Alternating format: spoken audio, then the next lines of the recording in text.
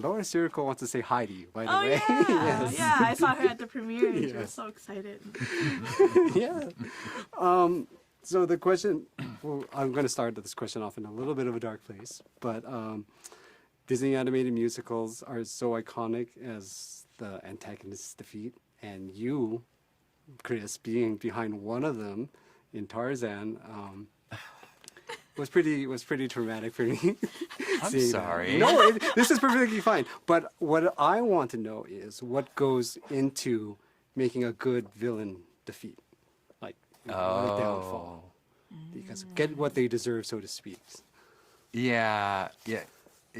Well, it's two things. Sometimes, they usually do themselves in, right? Yes. That's sort of they're a victim of their own, ego or whatever it is. Magnifico is kind of the same in that, he pushes it too far. The forbidden magic, he goes down that road, and so he kind of gets what he deserves. Yeah. Okay, so because this movie's just indescribably good. I mean, it's so amazing. Thank you. What's the process of making something so on this kind of scale? Because it's an arduous process. The music, the animation itself. What's kind of the psychology that you guys had to go into, in the years leading up to the release date? Because I imagine it's pretty. I mean, pretty just one thing strenuous. we started with, obviously we knew it was going to celebrate the 100th anniversary. So to do a film like that, first off, we wanted to do an original film, original story, original characters, original music, but we did want to pay homage to our legacy and also celebrate all the technology we have today. So it was going back to Snow White and Pinocchio, looking at those beautiful watercolor backgrounds, and then seeing if we could use that somehow, how that would inspire us to come up with a look for today. And then we also have the computer, so now we can move around all those gorgeous backgrounds we didn't used to be able to do. So that was sort of the key when we started thinking about that, and everybody on our team was excited about the challenge and excited about, paying respect to all the gorgeous Disney movies that we all grew up with. So it's a little bit difficult to get the cast together, I imagine, because they all have their schedules, and I was just wondering what was the experience like to watch, Chris work his magic and Ariana work her magic in the recording booth. What was that like? We have a lot of collaboration back and forth between each of the actors that we work with, which I find to be so vital to creating the character. We wrote the character, and gets them to a certain point, and then Ariana comes in with this sense of energy and joy and exuberant spirit of Asha, someone who's not afraid to be herself and driven and determination, and we give Asha a bunch of scenario to overcome, which is very difficult, but it's so much fun to see this character step into her power and became the leader she didn't even know she could from the beginning. Yeah, and Ariana just brought so much of herself to the part, and there was a lot of the quirkiness and the humor, and the animators would watch that footage from those sessions and take all the expressions that she did. And not only that, even though she's limited to just the mic here, she can't move too far, she can't help but move because she's a dancer. So she's doing these great moves and things with her hands and all that. The animators are like, yes, yes, yes, and yes, taking all of that. Chris was a different. You want to talk about our favorite moment with Chris? Yeah, and we both, very passionate of bringing classic Disney villain Yes, back. yes. Like, we want this. We've been waiting for this. This is our chance. And Chris Pine brings such great range with his character. Like, he's charming. He's fun. He's totally villainous. And there was this one he moment. can be villainous. Maybe he's not. Maybe himself is not. But yes. Just get into the character. Get into Yes, the character. he really was meta, basically. And he would get so much into the character when he was doing those really crazy scenes where he gets really bad and really angry at the end. He would do many, many takes, and he would just get more and more into it. And we just let him go. We're like, you keep going, you keep going. And as he got angrier and angrier, we're behind the glass. We're moving away from the glass. And he would finally finish, and the head would snap towards us, and we're like, ugh, and he would say, "How was that?" In the nicest, sweetest voice. We're like, "Great, What a great, great actor. we're good." Oh my gosh.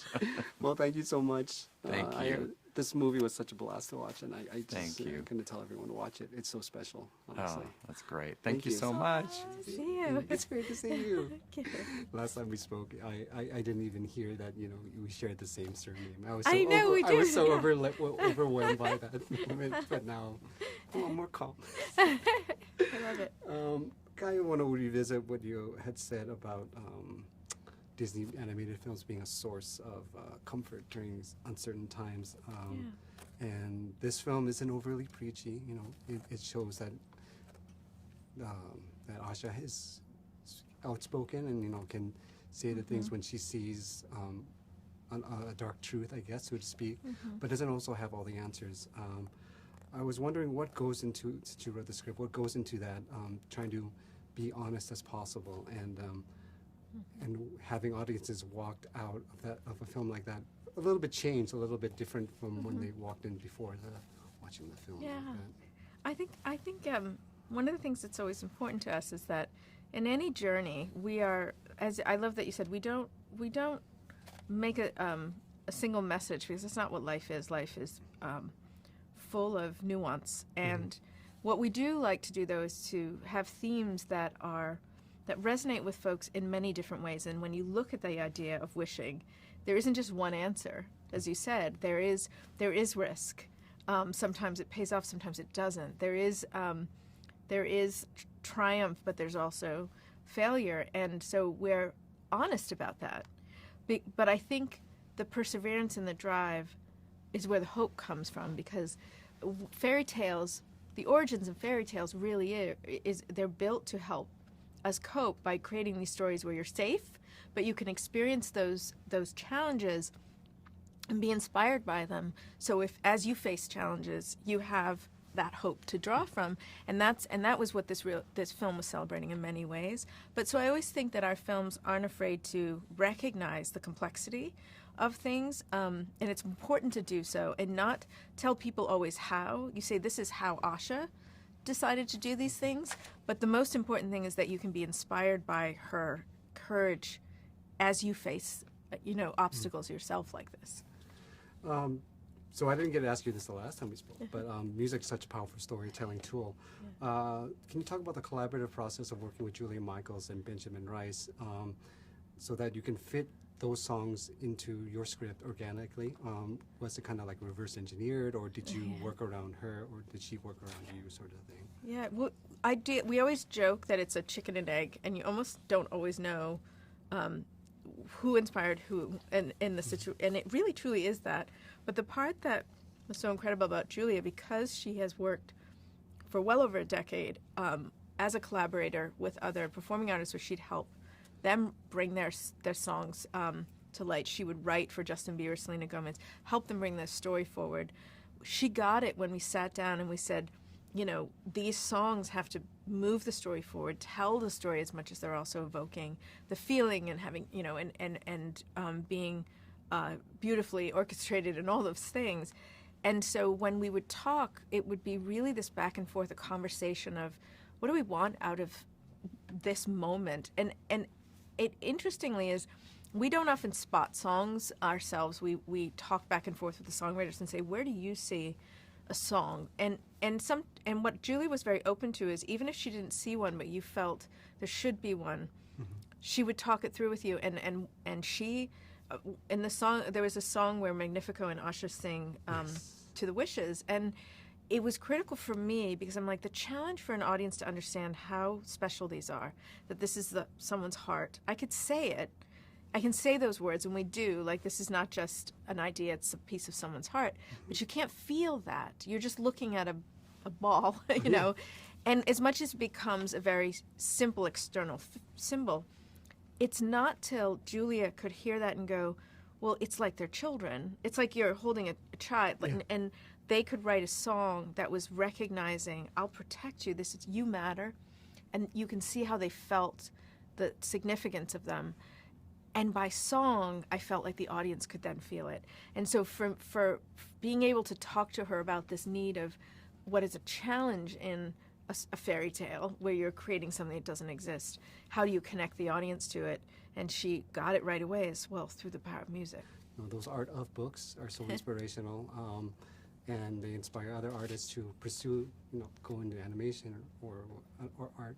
So I wanted to know, what was your Disney moment, because there's so many moments in those art books that just like inspire people. What was your Disney moment that inspired you to get into this kind of storytelling? I think for me, I go back to the 70s when I was a small child, and on Sunday nights they were doing reruns of Wonderful World of Disney. Now I didn't know they were reruns; they were just they were there for me. And every Sunday we were, even it was a black and white TV. We were sitting around. And Walt was taking you right into the magic, and the characters themselves were taking you into magic, and Jiminy Cricket was there taking you into the magic, and I just was hooked then. I don't remember. I was so little. I don't even remember. And it was this thing of they're creating magic. I want to be a part of that.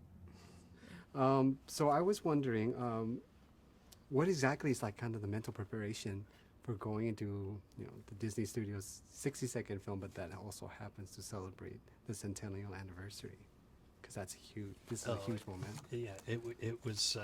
It's quite moving and quite special for sure.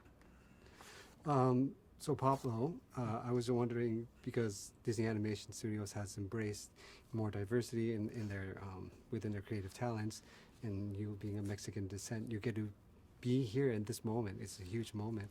What does it mean for you to be a part of it? Oh, I mean, it's overwhelming in the best possible way, And I was born and raised in Mexico, and this felt like a far-fetched dream. But I think, as like the movie tells you, like if you say your wish out loud and you like put in the work to make it happen, anything can happen. And if it happened for me, it can happen for anyone. And as you were talking about, put your wish out there, and earlier we heard about, keeping your wish a secret sort of thing, because you don't want to ruin the wish, but that sort of changes. This film actually wants you to let everybody know. I was wondering, where did that aspect, or where did that decision come from to say, let's change the rules on what wishes should be, or how you should let people know? I think about Chris said that, very early on, and Fawn agreed, because in his life, he knew he wanted to work for Disney. He didn't know how, but he kept saying, I want to work for Disney, I want to work for Disney. So whether it was teachers or whether it was his own family, everybody was trying to help guide him to that dream. Mm-hmm. So it probably wouldn't have happened if he had kept it quiet. Mm-hmm. Mm-hmm. And then, because this is the 100-year anniversary again, I was just, it has to be, I guess this film has to celebrate all that 100 years within this film as well, kind of paying homage to all the music and all those animation accomplishments and achievements. So I was wondering, how was it figured out to put all of that together without it overwhelming the story that you were trying to tell? I mean, you make a very good point. It all starts with the story. So we knew we wanted to tell an original story with original characters and songs and music. So that was paramount. But we asked, what is it about Disney animated movies of the past? What does it evoke? What does it evoke emotionally for us all? And how do we imbue this movie with that feeling? And then the rest sort of came organically. Mm-hmm. And then, because it's such an arduous process, this whole animation, it takes maybe 4 to 6 years at least, from what I remember. I was just wondering, what was that moment where you figured out, or when it hit you, like, this is the moment, we're all good, everything's fine from here on out, sort of thing? I think, it's the moment where Julia Michaels wrote that song, This Wish. And then that was deeply inspirational as Jen and Allison were writing the script. And then things started to quickly start falling into place. Like, we discovered who Star was, which was a big thing for us. I think the song kind of like marked a big tentpole on like figuring out what we were doing. And how many stars did you have to go through? I was trying to figure out how to say.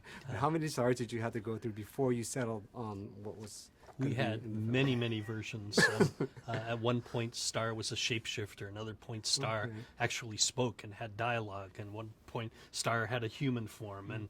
And really, all of that kept getting in the way of our protagonist, Asha, and what it is that Asha needed to drive the story. And we realized that actually what Star really represented was this boundless energy, and it doesn't solve all the problems for Asha. Asha has to do that herself.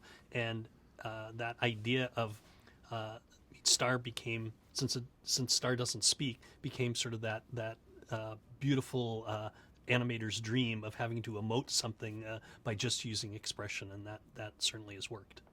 And I believe this is my last question. So I'm going to ask you this because Jennifer Lee kind of joked during the earlier previews that This Is the Thanks I Get was a parental anthem, I guess. So I wanted to know, because I'm kind of taking a poll here, is it a villain song or is it a anthem for parents? Look, it's meant to be in the movie. It's a villain song. I think the fun part of it is I think we can all relate to situations we've been in about you're trying so hard to do something and you don't feel appreciated for whatever reason, and parents certainly can go through that from time to time. And then Pablo, is it? Well, I think it's fun because I think Julia draws inspiration from many real life experiences, and that she did think of that as she did think of many other things. So, but then I know, like for example, at All Costs, she wrote thinking of her child, right, as a parent as well, of like what it felt to take care of someone, So I think like Julia finds her way into the characters and songs in many ways, and that's one of the many. Fanboys, professional artists, and professors. Maybe a nerd who's just like you, talking about the things that you like too. So I invite you to the NOC. In full color, you see me. The Hard Knock Life.